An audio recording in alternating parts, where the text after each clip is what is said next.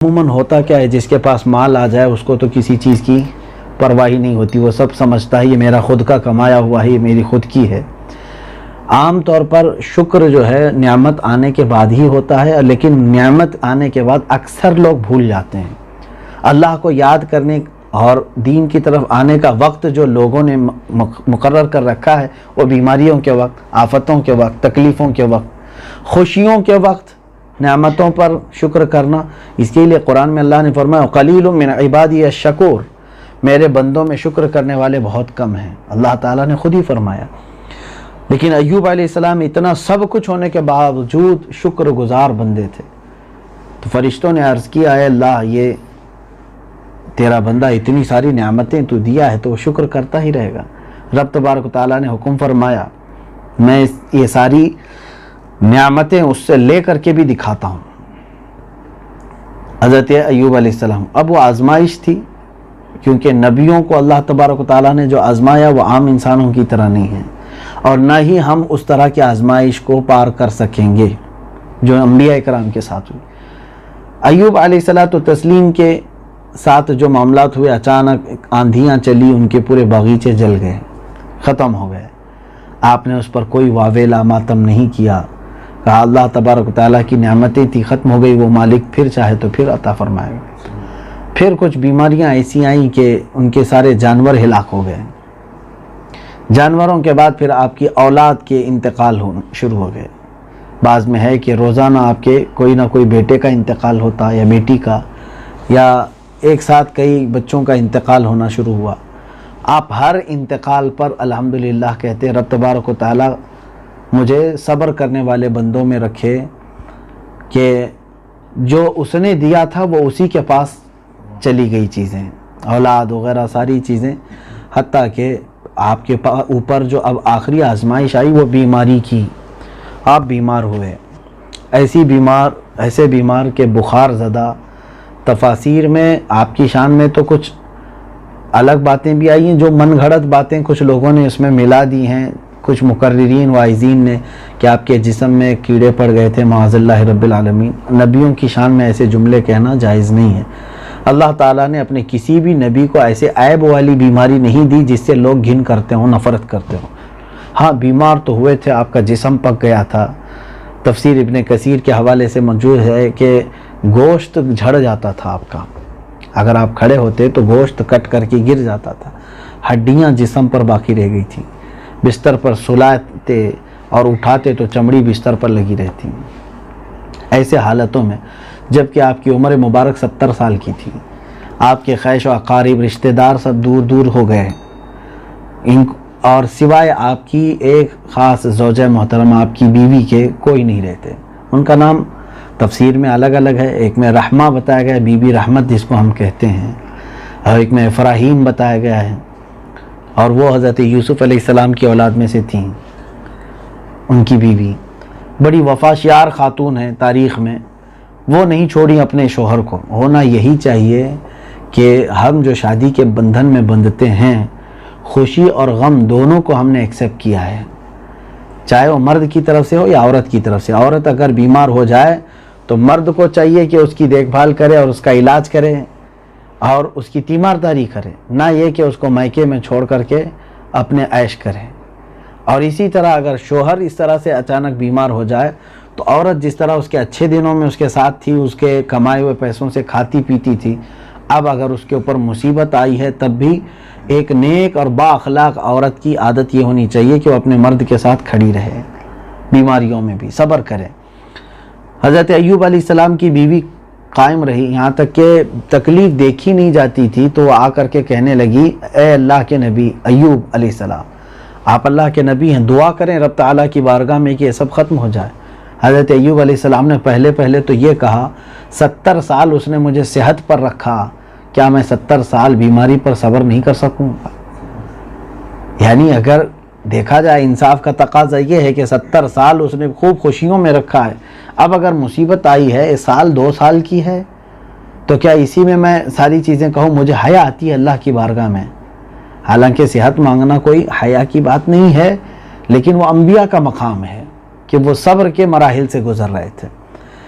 پھر وقت ایسا آیا کہ آپ کی تکلیفیں بڑھتے بڑھتے اب حضرت جو بی بی رحمت ہیں، حضرت ایوب علیہ السلام کی جو زوجہ محترمہ ہیں، وہ علاج کے لیے پریشان تھی۔ انہوں نے بازار میں ایک حکیم کو دیکھا جو علاج کے لیے اعلان کر رہا تھا کہ میں ہر ایک کا علاج کرتا ہوں۔ ادھر حقیقت ابلیس لعین تھا، شیطان تھا۔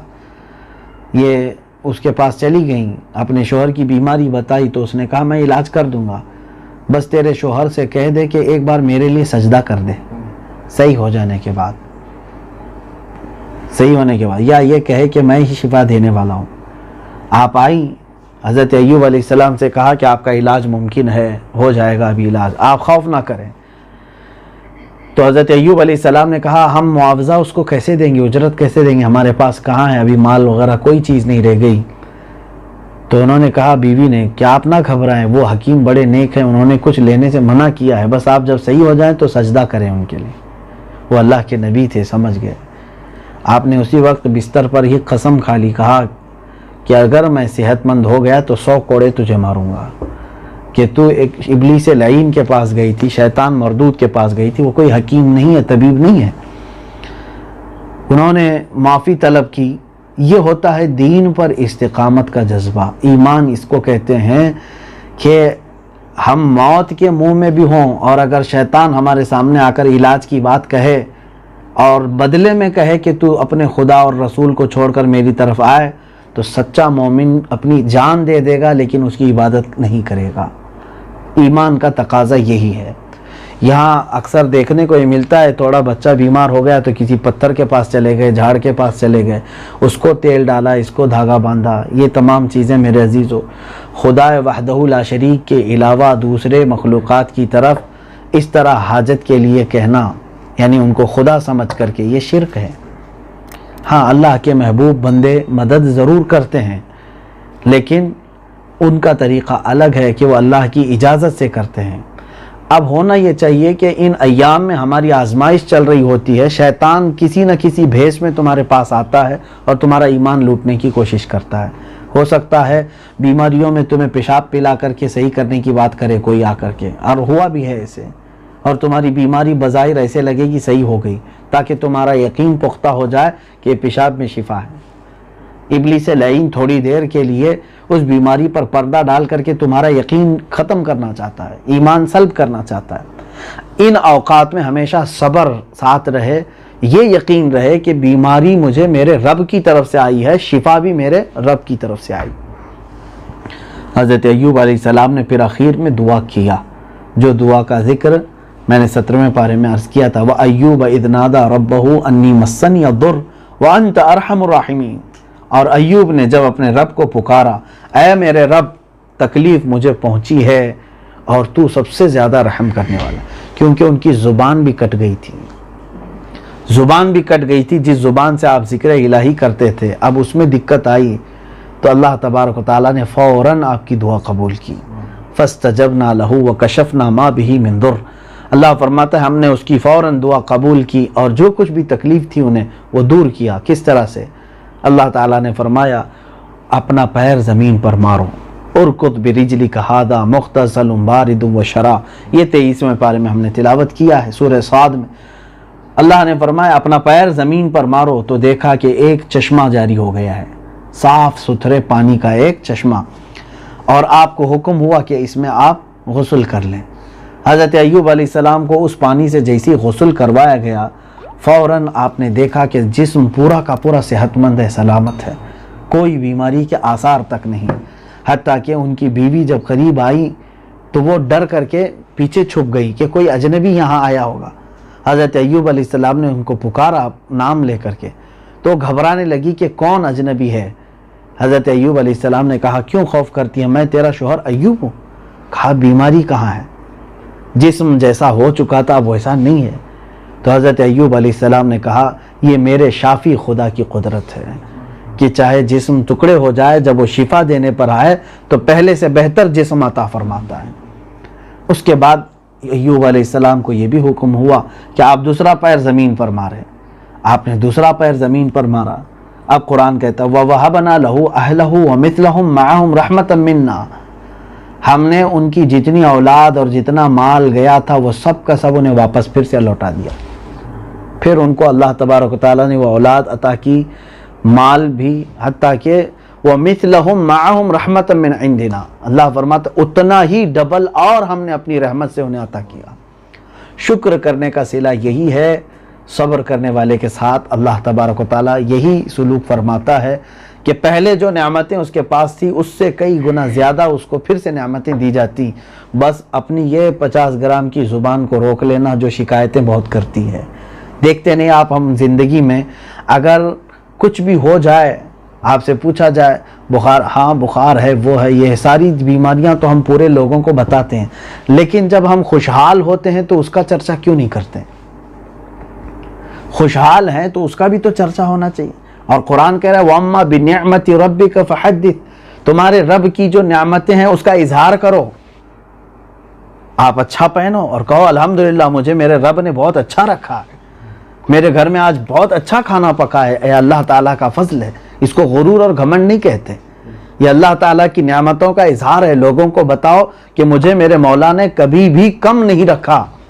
صرف بیماریوں میں شکایت کرنا، اور وہ بھی بندوں سے، رب سے نہیں، بندوں سے کہنا کہ کیا کروں، دندہ مندہ ہے، طبیعت ایسی ہے، فلاں بیمار ہے، سب گھر میں پنوتی لگی ہے، وہ ہے، یہ ہے، یہ تمام چیزیں جو ہے شکایت کی زبان اتنی لمبی ہوتی۔ ہم کس کی شکایت کس سے کر رہے ہیں؟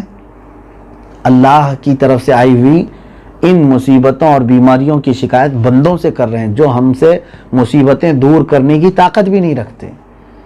ہاں اگر بندوں کی تکلیف، ان کی دی ہوئی تکلیف ہوتی تو آپ شکایت کرتے رب تعالیٰ کے حضور کہ مولا ان سے مجھے پریشانی، ان سے پریشانی ہے، تو قادر مطلق ہے، تو ہمارے لیے کافی ہے، تو منتقم حقیقی ہے۔ یہ طریقہ ہوتا ہے۔ بندوں سے ملی ہوئی تکلیف کی شکایت کس سے کی جاتی ہے؟ رب سے۔ یہاں الٹا ہو گیا، اللہ تبارک و تعالیٰ جو آزمائش کے لیے تم پر بھیجا اس کی شکایت آپ پورے محلے میں کر رہے ہو۔ یہ ناانصافی ہے اپنے رب ذوالجلال کے ساتھ۔